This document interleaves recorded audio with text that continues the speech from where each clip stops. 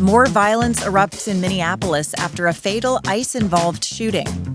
It was an act of domestic terrorism, and a woman attacked them and those surrounding them and attempted to run them over and ram them with her vehicle. I'm Georgia Howe with Daily Wire Executive Editor John Bickley. It's Thursday, January 8th, and this is Morning Wire.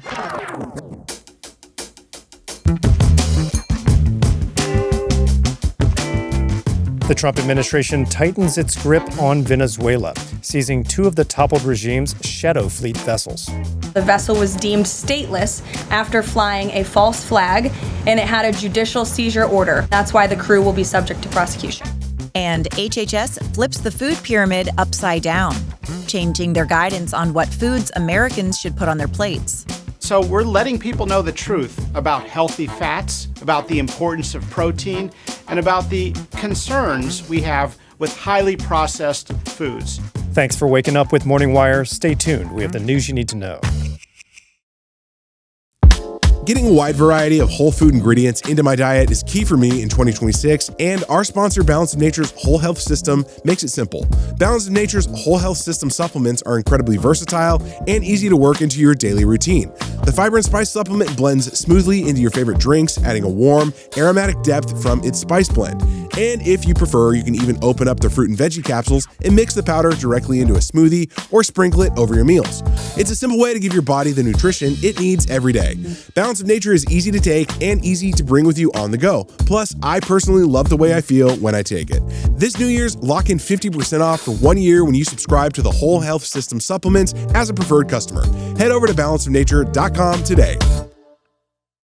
A woman was shot and killed in Minneapolis Wednesday morning by an ICE officer who says he felt his life was in danger. Daily Wire immigration reporter Jenny Terr joins us now with the tragic and explosive story. Jenny, first, what can you tell us about what transpired yesterday? Well, we are just seeing chaos unfold in the streets of Minneapolis after a shooting involving an ICE officer. So what happened was we had a vehicle that was apparently blocking those ICE officers from moving through a street. They're there to help the Trump administration with their mass deportation agenda. And they were trying to just get through. This woman who was driving the vehicle, who was behind the wheel, was approached by those ICE officers in video that has since come out, and they're asking her to get out of the vehicle. She does not get out. She eventually reverses the vehicle and then moves forward. And one angle of a video appears to actually show that the car did make contact with an ICE officer, and that's when the shots were fired. Those shots, DHS says, were defensive because that officer felt that his life was in danger. This woman has since been identified by her mother, who says she was not involved in ICE activities. Now, this woman is 37-year-old Renee Nicole Good. Homeland Security Secretary Noam actually held a press conference Wednesday night where she talked about the scene that unfolded before this and said that the woman actually was, quote, stalking those ICE agents and even impeding them before this all unfolded during the day. Here's what she said about what led up to that incident. At 10:25 a.m. Central Time, Immigration and Customs Enforcement were carrying out lawful operations here in Minneapolis.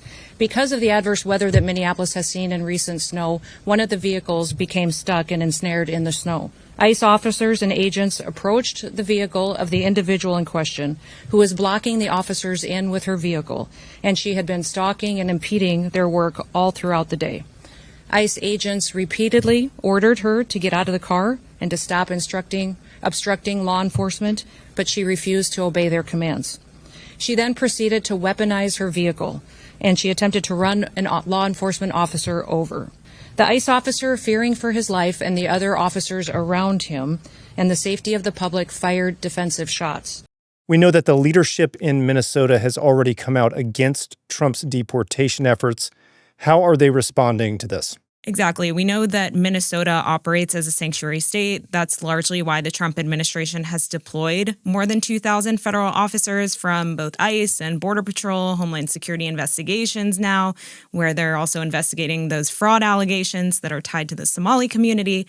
So Walz has come out. He says they're investigating this, the governor there.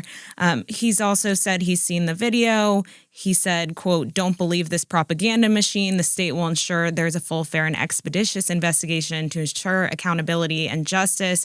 He later spoke on Wednesday during a press conference saying that he would have National Guard troops at the ready in case there is chaos in the streets. With all the outrage coming out about this shooting that we're seeing from the public, then we also had the city's mayor, Jacob Frey, who came out and he had some really harsh words. Listen to what he said. To ICE, get the f*** out of Minneapolis. They are already trying to spin this as an action of self-defense. Having seen the video of myself, I want to tell everybody directly, that is bull. Now, Noam, at a later press conference Wednesday, hit back at this. Listen to her response. He doesn't know what he's talking about. It's very clear that this individual was harassing and impeding law enforcement operations. Our officer followed his training, did exactly what he's been taught to do in that situation, and took actions to defend himself. Now, we all remember how Minneapolis descended into chaos after George Floyd was killed. Are we expecting the same kind of response here? It seemed that after this shooting, there was an almost immediate response from anti-ICE agitators who took to the streets and were clashing with law enforcement down there. There was local law enforcement deployed to quell this violence. And actually, it resulted in those officers deploying some crowd control measured what appeared to be some tear gas. Now, we already know that there's about 2,000 federal officers on the ground, so it remains to be seen if things will really pop off like they did in 2020 and if the federal authorities will respond to that. President Trump went to Truth Social and posted about this. He said he had reviewed some of the footage of this incident and he called it a horrible thing to watch. He said the woman screaming was obviously a professional agitator and the woman driving the car was very disorderly, obstructing and resisting, who then violently, willfully, and viciously ran over the ICE officer who seems to have shot her in self-defense. He also blamed the radical left for this incident. Well, as we said, a tragic situation and a potentially explosive one as well in Minneapolis. Jenny, thank you so much for reporting on this. Thank you. The Trump administration continues to exert pressure on Venezuela, seizing 2 oil tankers Wednesday, one flying under a Russian flag. Daily Wire senior editor Cabot Phillips is here with more on this latest daring military mission. So, Cabot, this was kind of a shocking turn of events. What happened just over the past few days with this oil tanker? Right. So remember, as part of the effort to evade American sanctions, Venezuela has deployed a so-called dark or shadow fleet of oil tankers. These ships often sail outside of legal shipping lanes and deploy false flags, a lot of times using fraudulent paperwork to hide their country of origin, in this case, Venezuela. Now, under international law, those ships are considered stateless vessels, and that makes them subject to search by the U.S. and others. Now, back in December, one of those ships, called Bella 1, sailed from Iran to pick up oil in Venezuela. When it was ordered to stop by the U.S. Coast Guard, it fled and set off a weeks-long chase. By Wednesday, the Bella 1 had made it to the North Atlantic between Iceland and Britain, and here is where it gets very interesting. While on the run, the ship began displaying a Russian flag. The sailors reportedly hastily painted a Russian flag actually on the side of the ship, and it changed its official registration to, you guessed it, Russia. Moscow reportedly urged the U.S. then to stop its pursuit and went as far as deploying a submarine and other vessels to escort it. Presumably it was going to a Russian port. But despite those objections from Moscow, yesterday morning, the Coast Guard, assisted by Navy gunships and anti-submarine craft, successfully seized the vessel once and for all. Here's White House Press Secretary Caroline Leavitt with more. With respect to these ships seizures, that means enforcing the embargo against all dark fleet vessels that are illegally transporting oil, and only legitimate commerce determined by the United States is going to be permitted. Attorney General Pam Bondi said the crew of that vessel are now, quote, under full investigation and criminal charges will be pursued against all culpable actors. For their part, Moscow claimed the vessel had been given lawful permission to fly under their flag. They slammed the seizure as, quote, piracy, saying, quote, no state has the right to use force against vessels duly registered in the jurisdictions of other states. But the Trump administration is clearly not slowing down. Hours after taking the Bella, the Pentagon announced the seizure of yet another illegal tanker, this one heading for Venezuela, and this time in the Caribbean. Now, the backdrop to this is the White House is working to gain control over Venezuelan oil. Can you walk us through the latest on that front? Right. President Trump has made clear that he is willing to lift sanctions on Venezuela in exchange for more control over their oil industry. Essentially, he wants to make sure that their oil goes to America and other allies and not Russia, Cuba, China, etc. According to the administration, quote, the only oil transported in and out of Venezuela will be shipments approved by the U.S. Energy Secretary Chris Wright explained Wednesday that Venezuelan leaders are willing now to partner with the White House on this effort and that he says it's going to benefit both countries. Instead of the oil being blockaded as it is right now, we're going to let the oil flow, sell that market to United States refineries and to around the world to bring better oil supplies, but have those sales done by the U.S. government and deposited into accounts controlled by the U.S. government. And then from there, those funds can flow back into Venezuela to benefit the Venezuelan people. Now, following those comments, Venezuela's state-owned oil company released a statement of their own, saying they were in talks with the U.S. for oil sales that would, quote, benefit both sides. The White House says that arrangement is going to give them more leverage to push Venezuela to take actions that benefit us, especially cutting off support for drug cartels there. Now, before you go, I want to touch on one more element of the Don Roe doctrine. My name is catching on, I can already see. So Greenland, where do things stand with President Trump's attempts to acquire it? Yeah, Trump has made it no secret that he wants to acquire Greenland. And in recent weeks, he's actually refused to rule out the use of the military in doing so. That set off alarm bells in Europe, also in D.C. for a lot of folks, as Greenland is NATO territory, and an invasion of the island would technically require that all of our allies in Europe and NATO declare war on the U.S.